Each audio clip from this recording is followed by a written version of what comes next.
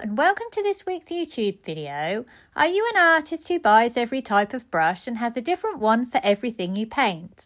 Or are you an artist that has a few old faithfuls and doesn't really stray from the ones you like? Does it even matter?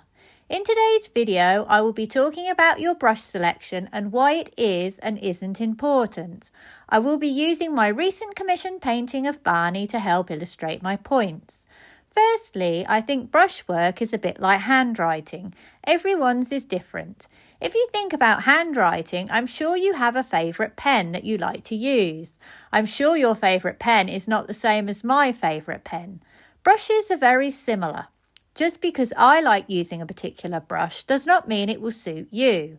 I have bought brushes recommended by various artists only to really dislike them and give them away.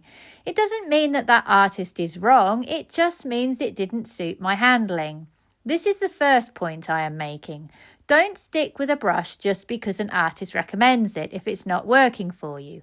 Try a few and see what works. Brushes.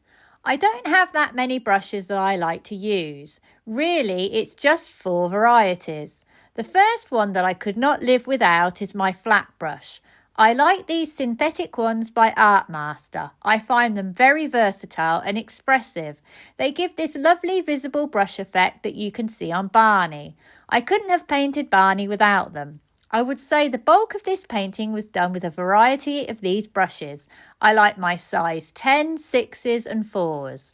My animal commission paintings are mainly 8x8, 10x8 and 12x10, and these size brushes are perfect for this. If I move up to something larger, say a 12x16 canvas size, then I have to use larger brushes. These are still flat brushes, but I use a Da Vinci range. I would use these larger brushes in the same way as the smaller ones. I am just scaling up my brushes with my canvas size. How to use these brushes? There are various ways I use these to make marks.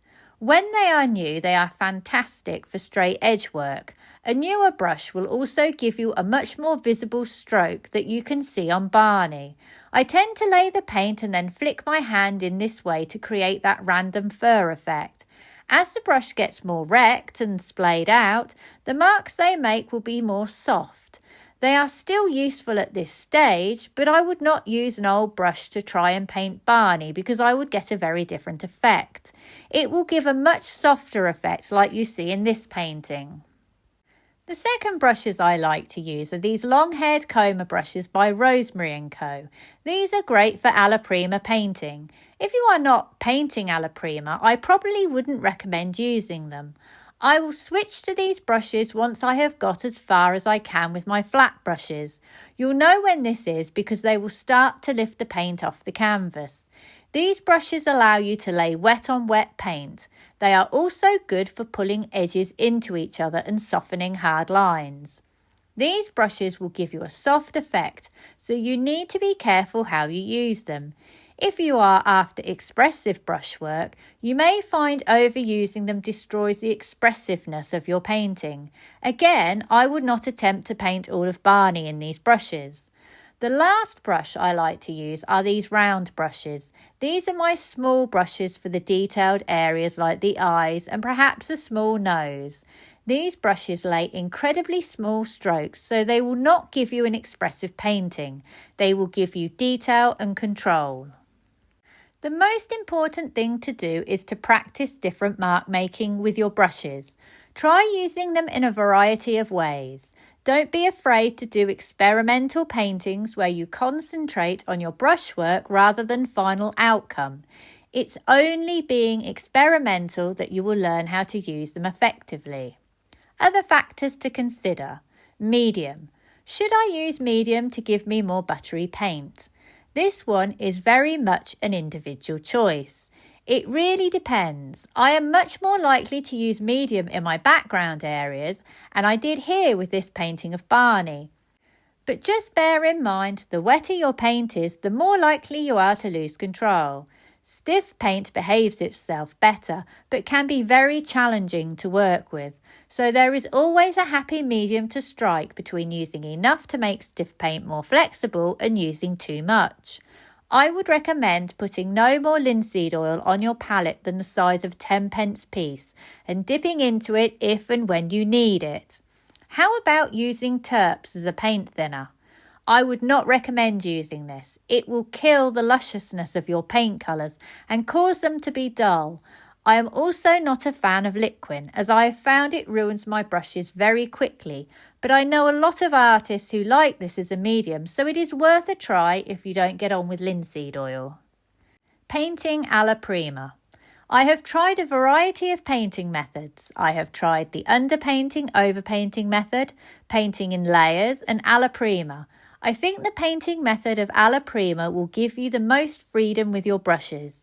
It will allow you to be much more expressive, and you can do things with your edges and paint that you just can't do with the other two methods. I could never have got the brushwork effect that you see in this painting with the other two methods. You need wet paint, which needs to remain wet for the length of the painting process.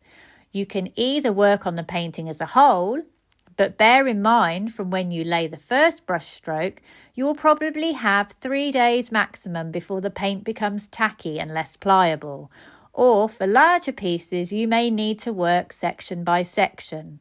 The first method will give you more freedom to be expressive with your brushes, but the drying time can become problematic with larger paintings.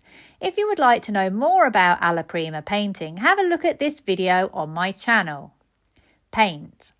The paint you use will make a massive difference to your brushwork. As mentioned before, stiff paint can be difficult to lay and hard to manipulate, but easier to control. Semi-transparent paint and transparent paint is much more buttery and requires no additional medium, but it can be very patchy if you don't lay it correctly.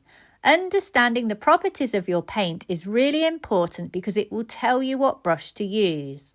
For example, I wouldn't try to use a comber brush with stiff paint. It would be impossible. I would use my flat brushes as mini palette knives, laying the paint onto the canvas rather than brushing it on. But trying to use the same method with transparent paint won't work. I'll need a comber brush on the second pass, otherwise I'll take it all off by accident. My dark areas are always a mixture of these two colours here, but I do not achieve that dark value on the first layer. It takes 2 attempts to build up that richness of colour. To recap then, find brushes that suit your style of painting. You may need to try a few before you find ones that you like. Remember, painting is like handwriting. It's very individual to each artist. Practice, practice, practice your mark making.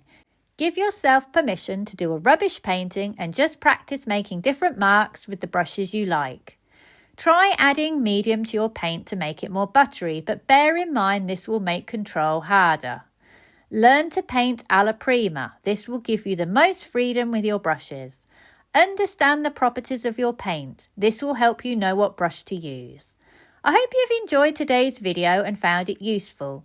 Please like and subscribe if you can, and check out my website sarahhallidayart.com, where you will find examples of my work and also details of online classes that I run.